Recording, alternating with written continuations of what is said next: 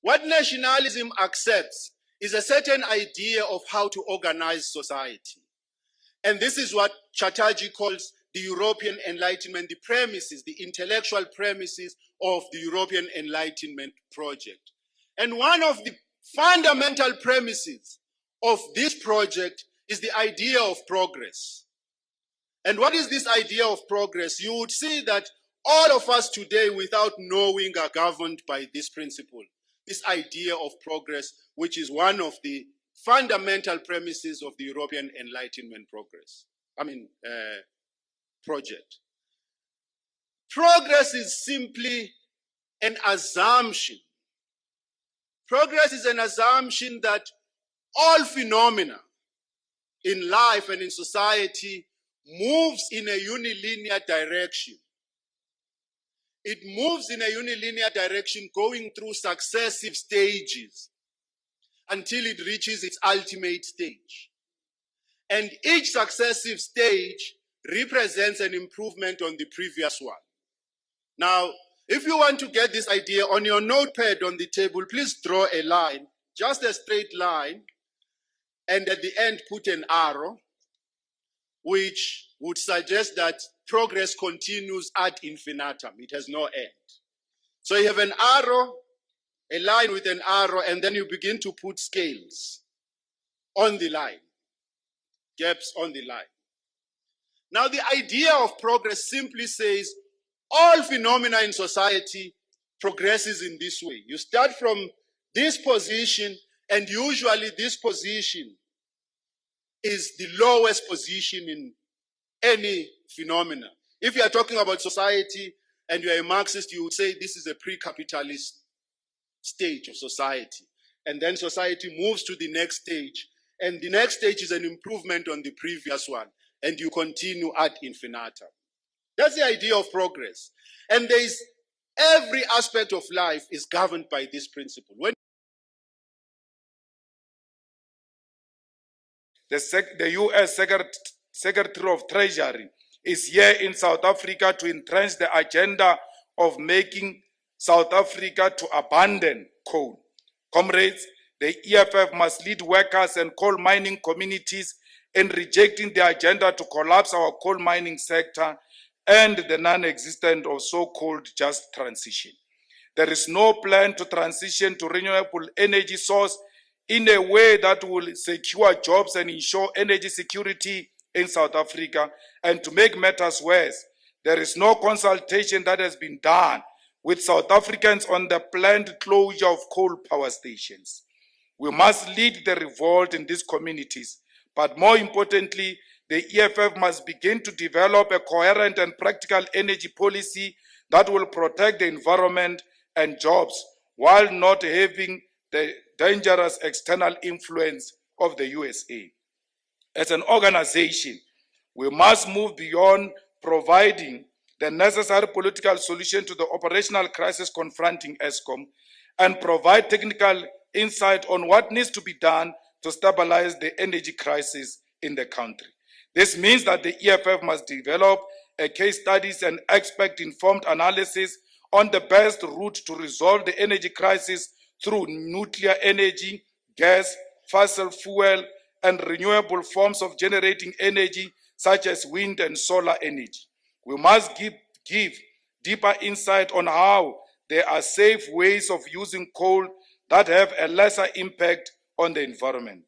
Our rejection of the approach by this government to transition to renewable energy must never be mistaken as a disregard for the environment. The environment must be protected and a balance must be reached on how this can be done while protecting the livelihoods and economic possibilities of our country and the continent through the use of our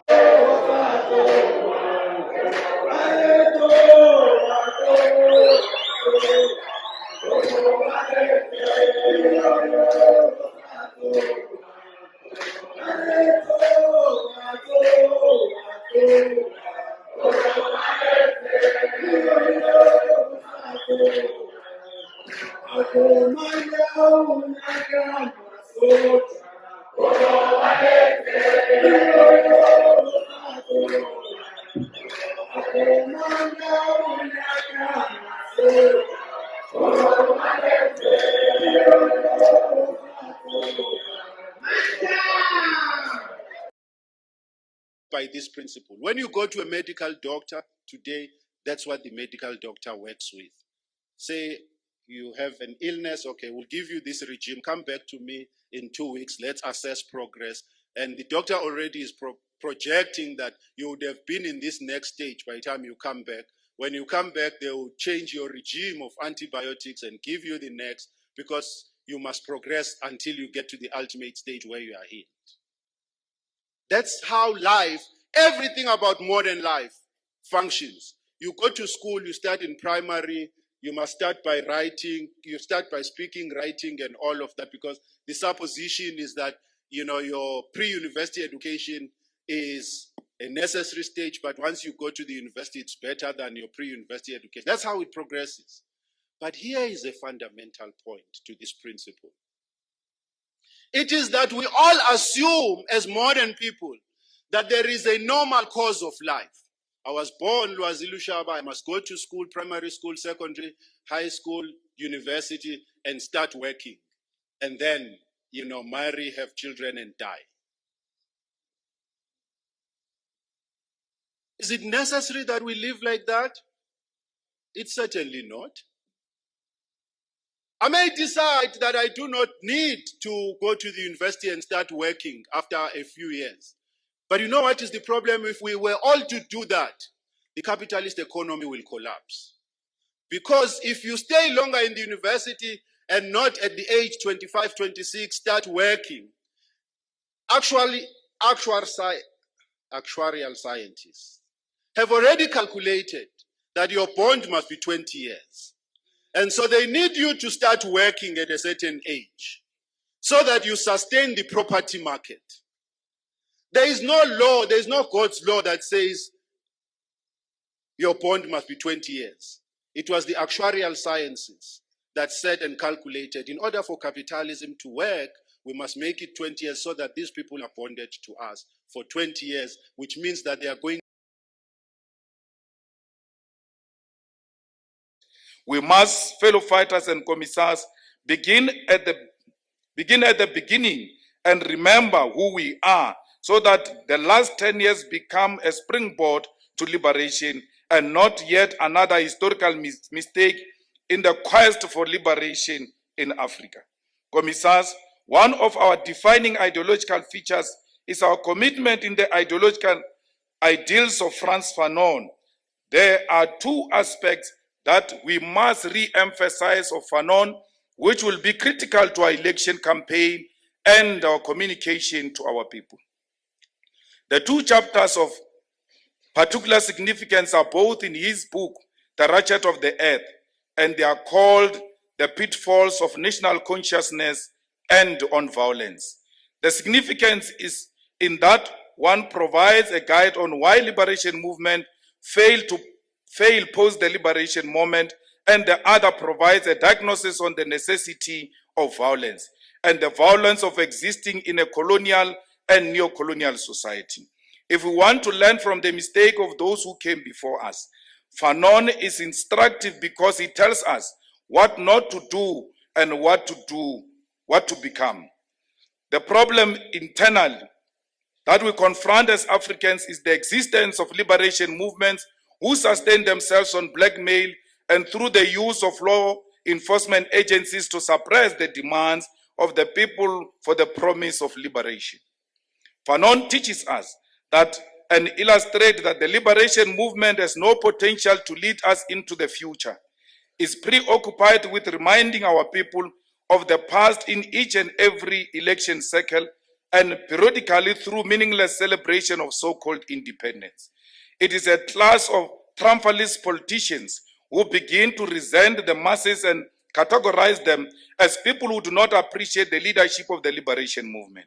From a liberation movement, therefore, begins to build a wall between itself and the masses, while impatiently accumulating petty wealth in alliance with the West. Decolonization is always a violent phenomenon. This is important for militant organizations such as ourselves because we are tasked with reawakening the consciousness of a society that is convinced of the possibility of reconciliation without justice. The EFF existence in a country that is indoctrinated to think that the contradictions between the African black majority and the white capitalist ruling class can be resolved in a peaceful manner, and that violence in any of its manifestation must be avoided and condemned. This is simply not true. We must be able to explain that to our people. When the South African Human Rights Commission decided to take us to court for saying that ultimately our revolution requires of us to kill, we must be able to properly contextualize what we mean. When the Human Rights Commission and the racist lobby group AfriForum take us to court for saying that we are in a war with white supremacy, we must be able to explain to our people what black consciousness is and why it cannot coexist with the idea that white people are inherently superior. Therefore, one must die.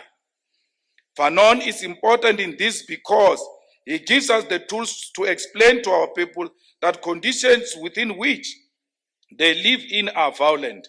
It is violence to segregate African people to underdevelopment townships and villages without services. It is violence for white minority to have complete control over the means of production in Africa. It is violence that the majority of the land is in the hands of white minority. Colonialism is institutionalized and structural violence, and to reverse it, it requires violence. It is a form of systematic violence towards white supremacy to change legislation to allow for land expropriation without compensation. But this violence is rooted in justice.